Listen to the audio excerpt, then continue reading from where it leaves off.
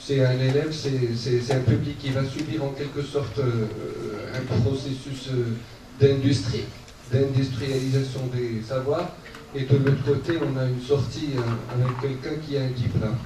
Je me pose la question, est-ce donc de ce simple diplôme dont on a besoin? Parce que vraiment c'est un certificat qui reflète l'aboutissement d'un processus réel d'apprentissage qui a dû fonctionner selon des contraintes, selon une réflexion. Et donc, est-ce qu'on est vraiment à l'état de l'appropriation de ce que l'on va développer? Je pose toutes ces questions considérant que, quand même, enseigner, c'est induire un changement. Est-ce qu'on peut en parler? Est-ce qu'on peut parler d'un vrai changement? Trois limites, je ne vais pas dire des reproches, parce que c'est des reproches qu'on peut faire à tout programme, ou toute conception de programme. J'ai encore envie de poser la question du temps nécessaire. On parle de beaucoup de choses, intéressantes que l'on peut faire sur un enseignement à distance, mais est-ce que l'enseignant vous en parlez il y a quelques instants, c'est-à-dire si on devait par exemple s'intéresser au processus, c'est-à-dire de suivre l'apprenant, est-ce qu'on a vraiment le temps suffisant pour le faire? Donc nécessiter vraiment d'un temps pour accompagner à chaque fois ces élèves-là, et de quoi encore compenser les difficultés qu'ils vont rencontrer. Alors, deuxième limite, peut-être que je me répète dessus, mais je crois que c'est important. Je vois quand même que les dispositifs en ligne accordent peu d'importance à cette question de processus. Je ne sais pas si par le biais de consignes qui consiste à chercher l'information, la trouver, la poster, est-ce qu'on peut vraiment parler d'un vrai processus d'apprentissage? Troisième limite dont je voudrais parler, c'est... Alors, souvent, et pour raison de contraintes encore techniques, les processus d'évaluation. Je crois que nous sommes quand même en droit de penser à la crédibilité, la consistance et la pertinence des tests d'évaluation. Dans quelle mesure ils devraient vraiment nous fournir des indications, pour ne pas dire des indicateurs de performance. Et en parlant de l'évaluation, je crois qu'on a du mal quand même à évaluer ces dispositifs distance. Peut-être qu'il faut, c'est ce qu'on reproche d'ailleurs aux manuels. Les manuels, c'est des produits standards destinés à monsieur tout le monde. Et ça risque d'être la même chose, puisque là, on fait très peu de choses pour repenser, pour réévaluer ces dispositifs, pour les améliorer. Merci beaucoup, et excusez-moi si j'étais un peu long. Professeur Bouchko, je donne la parole à monsieur Kadili.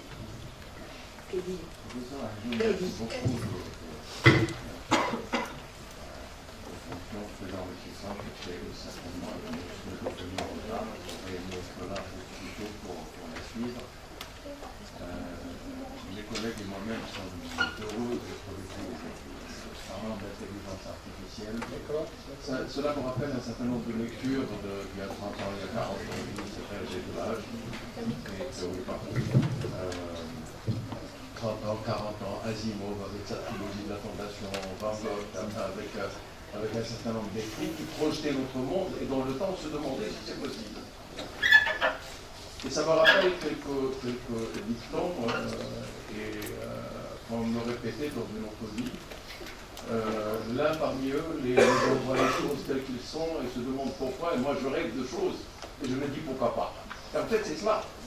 Ce que d'autres ont fait, Est-ce qu'il faudrait qu'on commence à faire parmi ici, chez nous, quitter les sentiers battus et essayer autre chose? Autre chose, c'est une chose de l'amélioration. Et justement, l'intelligence artificielle le permet. Les big data le permettent. Les blockchains également. Et cette combinaison avec tout ce que nous faisons ensemble, nous, êtres humains, nous permettra d'améliorer les processus d'apprentissage, la qualité de cet apprentissage, et puis la qualité de ce que nous sommes. Dès nos jeunes âges, nous sommes aujourd'hui, pour le jeune âge de nos enfants, nous sommes suivis. Et nous les suivons. Je vous parlais tout à l'heure de ce que Facebook fait, de ce que Netflix fait, etc. Qu'est-ce qu'ils font? Ils collectent un certain nombre d'informations, de data, pour définir le profil, un profilage, et donc pour répondre aux besoins de ce profil. S'ils peuvent le faire pour nous servir à la limite du n'importe quoi, pourquoi ne pourrions-nous pas le faire pour servir à nos enfants une meilleure façon d'être, une meilleure façon d'apprendre? L'année dernière, le gouvernement chinois a placé sur les avenues 178 millions de caméras de lecture faciale, d'identification faciale. Et cette année, ils vont faire la même chose. Les besoins peuvent être différents, mais c'est également pour réunir un certain nombre d'informations sur les personnes, leur capacité à suivre, l'adaptation, etc. Bien.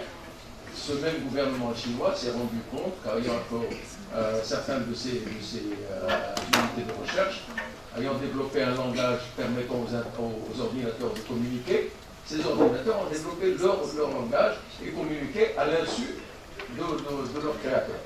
Et donc ces ordinateurs ont été détruits. Il ne faudrait pas qu'on arrive à une situation où il faut détruire quelque chose, mais il faut en profiter. Et c'est cela, cette imbrication que nous cherchons avec vous, que nous cherchons avec l'université, nous praticiens, nous appelons des praticiens, des hommes de terrain, des personnes de terrain, avec mes collègues, que nous cherchons, parce qu'elle va nous porter à une étape meilleure, à une autre étape.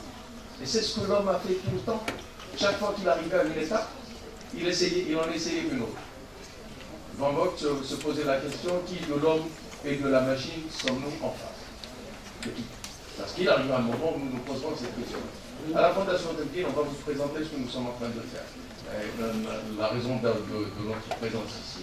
Et justement, un point fondamental de cette approche et de notre participation, je remercie le doyen de l'Haj et mes amis ici, c'est de vous exposer ce que nous avons et d'en appeler à justement cette intelligence que vous pratiquez avec autant de brio et surtout avec autant d'esprit de recherche pour améliorer notre produit. Madame parlait tout à l'heure des MOOC qui permettent de toucher un nombre important. Et c'est justement l'approche. Comment est-ce que tout ce qui se développe autour de nous va nous permettre de faire cette amélioration? Voilà un petit peu. Je n'avais pas de questions. Je voulais tout simplement vous livrer quelques pensées qui animent notre action ici à la Fondation et que nous voulons partager avec vous. Merci. Merci, M. Kadzi. Alors, je laisse directement la parole à mon très cher collègue, M. Brechta. À vous la parole.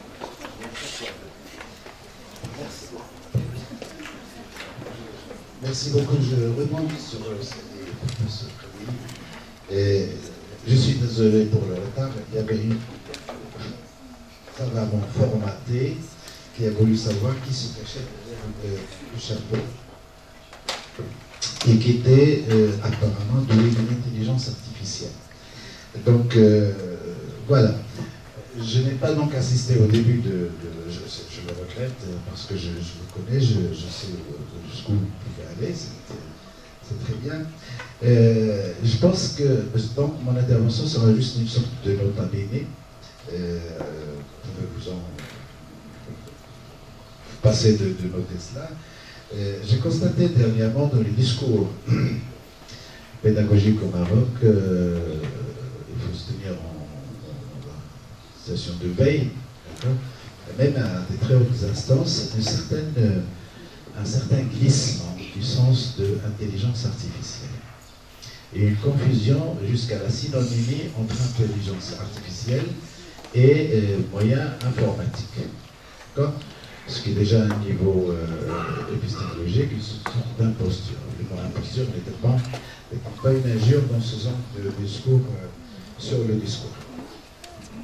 Et je voudrais juste attirer l'attention sur cette question. Il ne s'agit pas parce que j'ai fréquenté pas mal de groupes d'informaticiens, de gens de l'équivalent de votre établissement et tout ça, et je trouvais qu'il y avait une sorte de délégation du procédural, au niveau intellectuel, du procédural, vers la machine, et donc il y a une sorte de subordination de l'intelligence à cela. Sans compter l'apport, pour nous, notre mission en tant qu'enseignant, est la suivante. Nous formons des gens capables de se singulariser.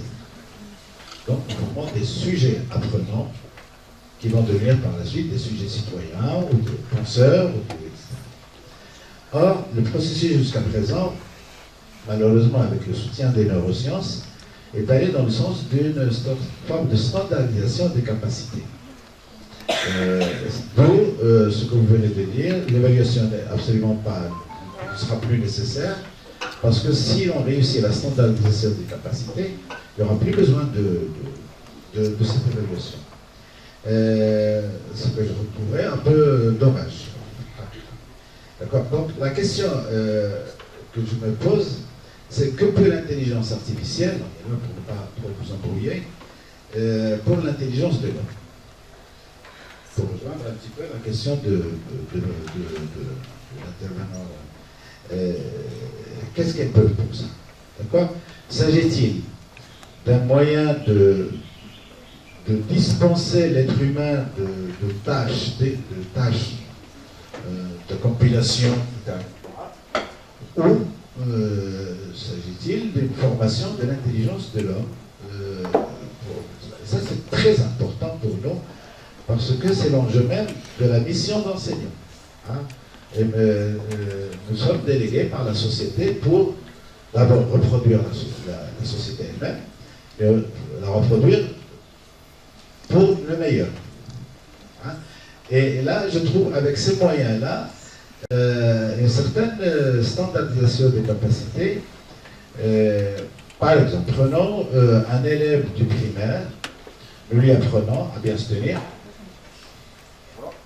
puis, mais en même temps, beaucoup de formes d'empowerment, d'où le topic, dont le suivant, le tri des informations, la sélection des informations, la combinaison des informations, l'information elle-même, la qualification des informations, puis la combinaison et la réflexion, et le passage à la secondarité, hein, c'est de pouvoir réfléchir ce qu'il fait. Parce que s'il n'est qu'une sorte de sac pour emmagasiner un héritage, il ne sert à rien, c'est pas un humain, c'est juste un avatar, en fait. J'utilise exprès le mot avatar, parce que ce n'est pas singularisé. Voilà, c'est ça le problème. Et donc, je reste donc méfiant vis-à-vis de ce glissement un peu dangereux de l'intelligence artificielle vers l'informatique et réciproquement, qui n'est pas justifié, parce que les grands discours, les grands articles, les grands ouvrages autour de l'intelligence artificielle attirent l'attention sur le fait que ce n'est qu'un objectif, ce n'est pas l'outil lui-même. Et puis deuxièmement, vous avez raison d'appeler à la coopération et au partenariat. Il faudrait se débrouiller de manière à ce que la mission, vous savez, il y a deux vieux métiers dans le monde, un que je ne cite pas et puis le nôtre. Il n'y a pas l'humanité a avancé comme ça. Hein, et je pense que, est-ce que nous serions en train de créer un troisième métier, une troisième forme d'être humain, comme ça. Donc, merci madame pour votre... je reprendrai des notes de vous, mais je pense que, d'un point de vue philosophique, c'est assez risqué, d'autant plus que dans les centres de formation, par exemple, des ingénieurs, etc., on s'en est plaint, M. le doyen ici, a fait en sorte qu'il se tienne un immense colloque autour du rapport des sciences humaines pour les sciences exactes, etc. Je pense que dans ces contrées-là, on manque un peu de capacité à la réflexion philosophique, morale, éthique, etc. Et que donc il s'agit d'un esprit utilitaire. Or, personne n'est ici, ni nos étudiants, ni nous-mêmes, ni les associations, ni le décanat, ni le ministère, etc., n'est là pour produire de l'utilitaire. On est là pour produire des gens capables de survivre à des situations inédites. Quand je dis capable de survivre à des situations inédites, c'est la définition qui a été donnée de l'intelligence à la fin du 19e siècle. Je donne la parole à Madame Rachida pour répondre à l'ensemble des questions posées par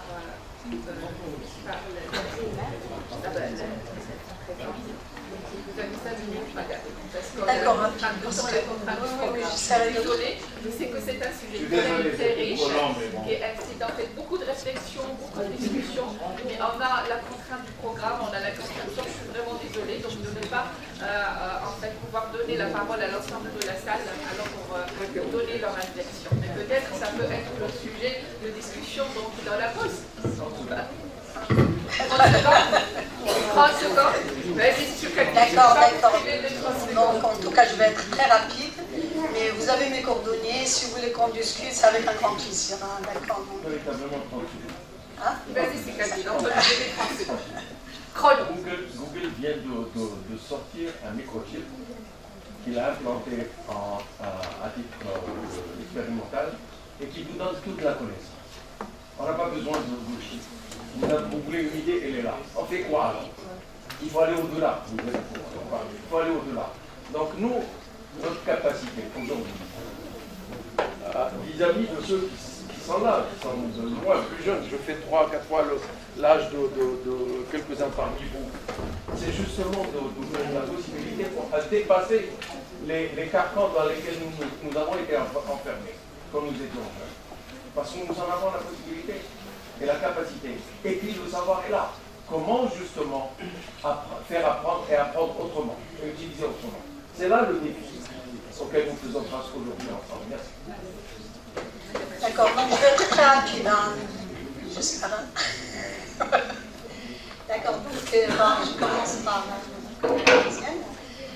Sur le centre apprenant, effectivement, c'est mieux que le présentiel. Donc, quand je dis enseignant centré apprenant, mais le problème que j'ai posé, c'est surtout que le comité pédagogique, il fait le tout, d'accord? Et au lieu de venir en classe pour dire, bon voilà ce que j'ai préparé pour vous, l'enseignant, donc il va produire un cours, scénariser un cours, et il est obligé, pour faire un bon cours, de se mettre dans la peau de l'apprenant avant de déposer, parce qu'il sait très bien qu'il ne va pas être avec lui. D'accord? Mais le problème qui se pose, c'est que c'est lui qui a choisi tout pour cet apprenant. Et nous, dans ce sens, on a une thèse qui est déjà soutenue, c'est qu'on a demandé à l'apprenant même de participer au choix des ressources.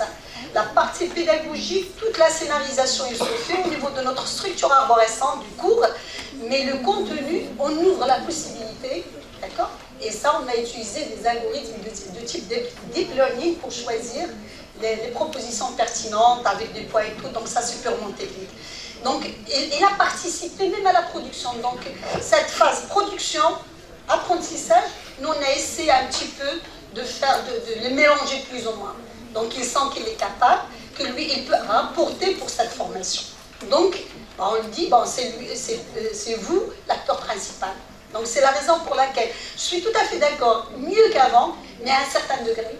Et donc, nous, avec l'avancée technologique, on essaie d'utiliser cette technologie pour améliorer. Le taux d'abandon, effectivement, je n'ai pas voulu entrer dans les détails, parce que le taux d'abandon, pourquoi il est de 90% et même plus? Parce que les MOOC, ils sont faits pour lifelong learning. Surtout, c'est pour la formation continue. C'est-à-dire, j'ai un besoin, je cherche si je trouve quelque chose.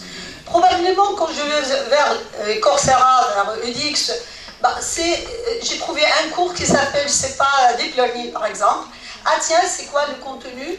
Dans la page de communication, il y a un chapitre qui parle d'un algorithme qui m'intéresse. Je veux m'inscrire pour cet objectif. Donc, pour moi, une fois l'objectif a été atteint, je n'ai pas abandonné ce bouquin. Mais en gros, d'accord, il y a un certain nombre de critères, parce que c'est l'ouverture, il n'y a pas de suivi comme il faut, donc c'est la raison pour laquelle ils ont commencé même à faire de la spécialisation au niveau des plateformes. Et pour résoudre ce problème, nous aussi, dans notre laboratoire, on a fait une étude sur le taux d'abandon et on croyait que ça ne veut rien dire, c'est 90%, mais malgré ça, il y a un taux d'abandon parce que en relation avec la qualité. Parce que même avant la naissance du MOOC, au sein de notre équipe, on travaille sur la personnalisation des parcours, sur la personnalisation du cours. Donc actuellement, on a une thèse sur la personnalisation des MOOC. Et comme le MOOC, on n'a pas beaucoup d'informations sur l'apprenant, c'est pas comme les plateformes classiques, nous, on pioche ces données des réseaux sociaux pour avoir une connaissance et guider l'apprenant. Il est en train de suivre un chapitre, il a cliqué sur ce chapitre, il n'a pas assez de prérequis, et il y a un message qui va apparaître, je vous propose d'aller vers le MOOC X et ainsi de suite. Donc nous, on essaie d'améliorer. Ce qui existe, c'est intéressant. Nous, on avance, c'est des escaliers, on monte. Mais c'est pas possible, là, du premier vers 20e escalier, c'est impossible. Donc on monte petit à petit, et à chaque fois qu'il y a une nouvelle technologie, on essaie de l'utiliser. Mais l'objectif, c'est qu'on ne va pas remplacer l'être humain, jamais. On ne va pas remplacer l'enseignant, ça c'est sûr. Soyez sûrs et certains. Mais, parce qu'on entend parler qu'on va s'en passer de l'enseignant, loin de là. Mais on va s'en passer de l'enseignant qui n'utilise pas la technologie. D'accord? On va s'en passer de l'enseignant classique. Parce que ça c'est un autre débat, parce que nos étudiants, c'est des étudiants qui ne sont pas connectés, plus que connectés. La technologie, elle fait partie d'eux. D'accord? Ça se voit dans un amphi, le prof est en train de faire le cours, lui, avec son smartphone, il est en train de chercher un autre cours, une autre définition pour dire, monsieur, pour poser une question, je ne sais pas, en tout cas, ça existe et c'est normal. Donc, nos étudiants, c'est nos clients, d'accord? Et le client est roi. D'accord, il utilise la technologie, nous, il faut qu'on utilise la technologie. Et je pense que c'est pour le préparer à la 4e révolution. Dans la question, je pense que c'est un étudiant, non? Oui. La question du mal, ça c'est pas technique, ça c'est pas recherche, ça c'est des décisions au niveau du ministère et tout. Mais ce que je veux te dire, c'est que la plateforme même, c'est pas une plateforme marocaine. C'est une plateforme qui est attachée à FAN. D'accord? C'était une décision. D'accord, et c'était un projet, je peux dire, c'est un projet, je ne sais pas la durée de ce projet, mais à l'échelle de notre université, il y a une plateforme MOOC. D'accord, allez vers le centre e-learning, on a une plateforme MOOC, il y a donc, on utilise OpenEdX pour les gens qui comprennent de quoi il s'agit, et on a fait un MOOC, le premier MOOC c'était avec l'AUF, qui a tourné le MOOC de comptabilité générale, c'était mon projet. Et il y a d'autres enseignants qui s'intéressent et qui proposent d'autres MOOC. Il y a toute une équipe qui aide les gens qui veulent faire des MOOC. Mais même, ça, il est attaché vraiment à FAN. C'est un projet de notre université, donc c'est à l'échelle nationale plutôt, de notre ministère avec le FAN, avec le ministère français.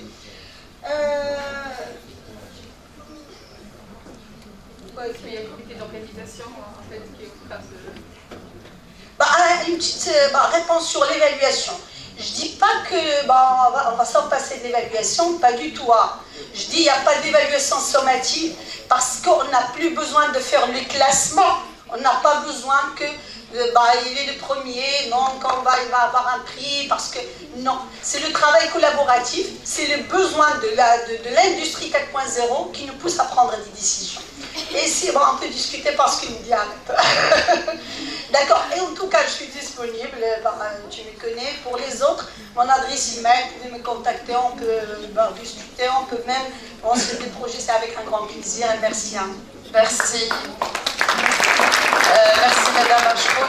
Donc je donne fin à cette séance plénière et on se donne rendez-vous dans la 3e séance tout de suite. Alors et certainement donc on aura l'occasion de discuter davantage des points qui étaient abordés tout à l'heure avec Madame Ashkoun. Donc je pense que directement on passe à la 3e séance. 5 minutes. le comité d'organisation de 5 minutes avant de passer. Une pause 5 minutes avant qu'on passe à la troisième séance.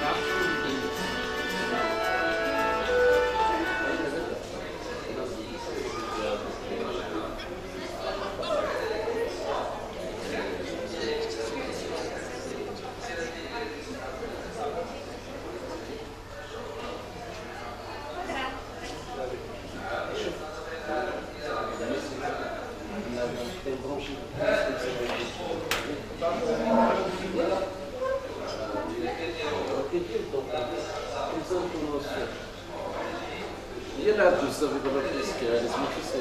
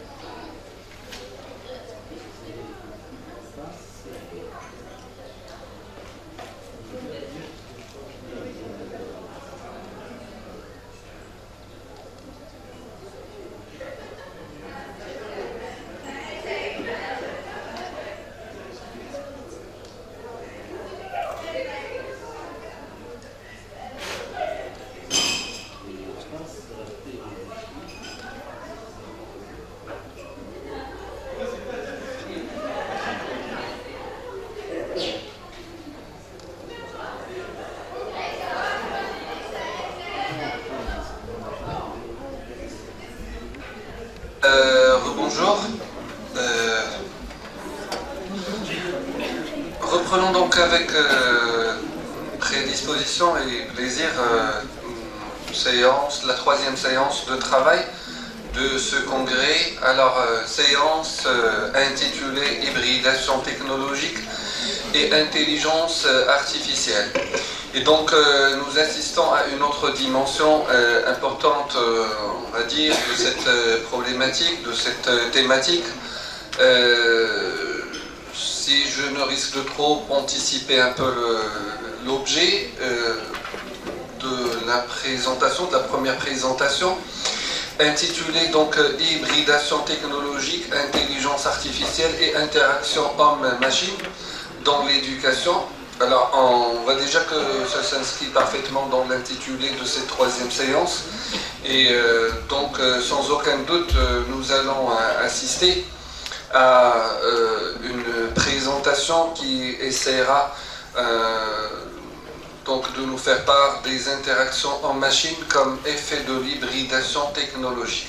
Voilà, je mettrai 3 points de suspension sans trop tarder. Alors, j'annonce conformément à ce que vous m'avez prescrit, Monsieur le Président, donc c'est déjeuner, c'est à 13h. Donc, voilà, à peu près 15 minutes. On aurait, alors vous êtes quand même une équipe, 15 minutes pour présenter. Comment ça, alors, peut être...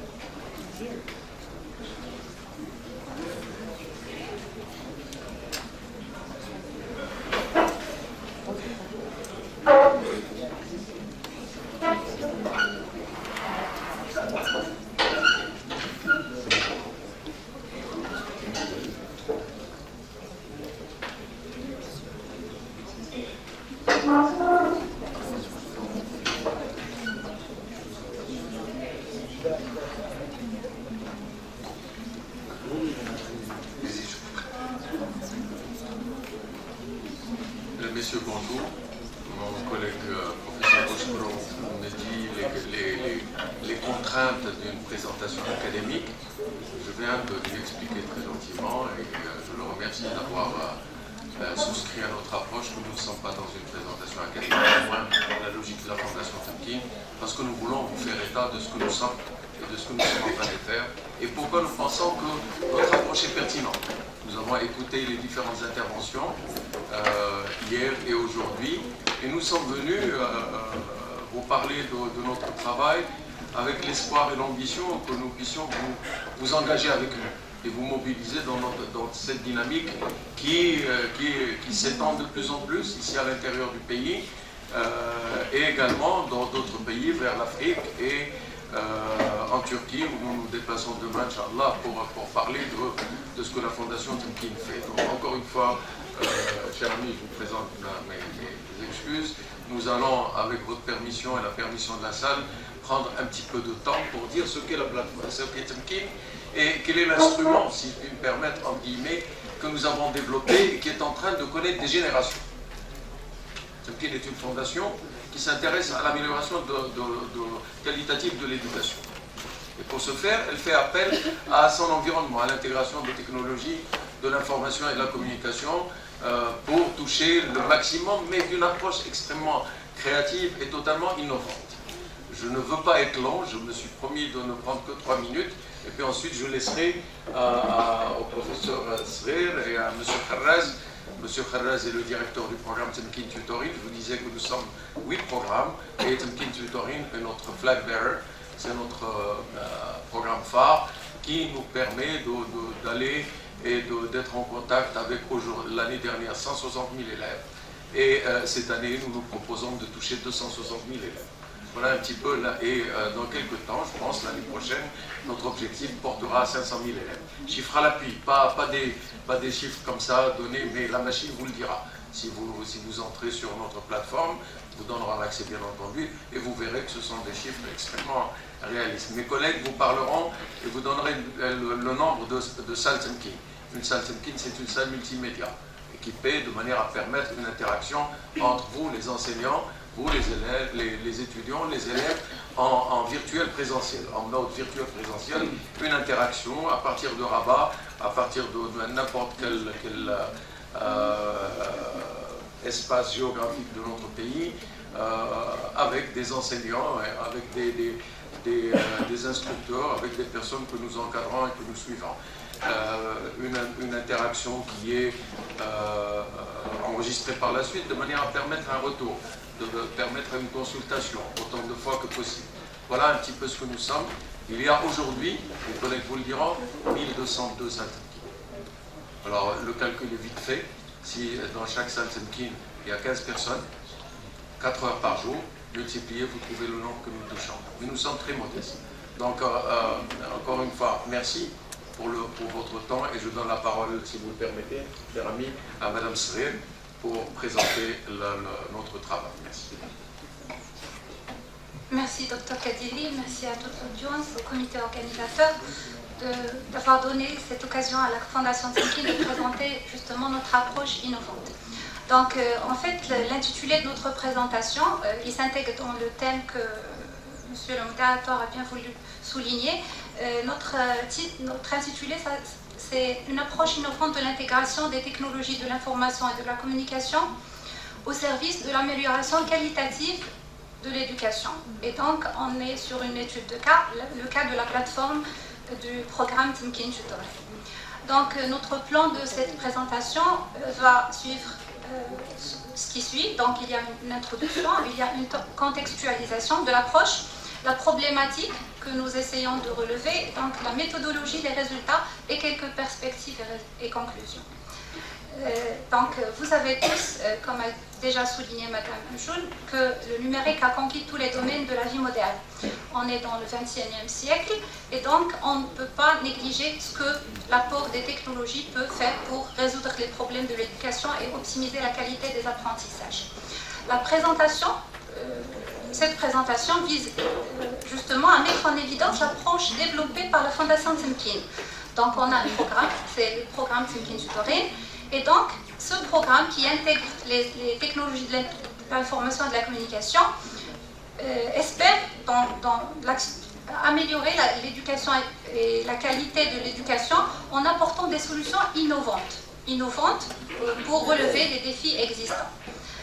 La problématique à laquelle nous tentons de résoudre, c'est dans quelle mesure l'approche proposée par la Fondation Temkin contribue-t-elle à l'amélioration qualitative et quantitative des résultats des élèves.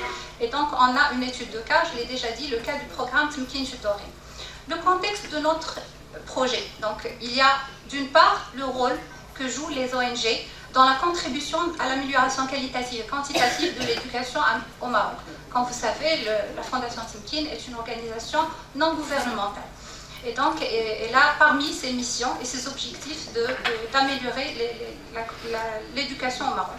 La réalisation des objectifs et de la mission de la Fondation, ainsi qu'un cadre partenarial qui permet, donc, avec le ministère de l'Éducation nationale et qui nous a justement permis de mener à terme beaucoup de projets pour réaliser les objectifs escomptés. Pourquoi? Est-ce que parce qu'on lit moins? Est-ce que parce qu'on écrit moins ou parce qu'on compte moins? Ou tout simplement, cette génération étudie autrement? Voilà, donc je pense que vous savez tous, on appelle cette génération la génération des digital natives. Ils sont toujours connectés. Et voilà, donc ce sont des enfants qui connaissent les technologies et accompagnent le développement web depuis leur naissance. Vous avez ici des exemples, donc à 1 an, qu'est-ce qu'ils déjà connaissent, 2 ans, 3 ans de leur âge. Et voilà, ça, c'est une image assez expressive. On a un enfant, donc la Fondation Temkin justement, essaie de rassembler ces données-là. On a parlé tout à l'heure de l'intelligence artificielle. Si ces personnes-là sont connectées tout le temps, depuis leur bas âge, et ils essayent ils se demandent pourquoi en classe, en salle de classe, on n'utilise pas ces technologies qui les entourent, qu'ils utilisent ailleurs. Donc, il est temps d'adresser cette problématique pour pouvoir bien répondre aux besoins et aux intérêts des apprenants. Donc, les apprenants sont connectés, ils se demandent, voilà, il y a un tableau interactif, il y a un vidéoprojecteur, il y a des imprimantes. Pourquoi on n'utilise pas ça pour optimiser l'apprentissage? Et donc, dans une perspective d'intelligence artificielle, on voudrait bien pouvoir rassembler ces données de ces enfants pour pouvoir les exploiter et les suivre depuis leur bas âge, donc un très jeune âge, jusqu'à l'âge pour leur permettre une meilleure orientation dans leur parcours académique et scolaire. C'est une image qui un petit peu résume tout. Je donne une tâche, je suis enseignante, je donne une tâche à réaliser et l'élève ou l'apprenant fait quoi? Il demande à Google de faire la recherche automatique ou juste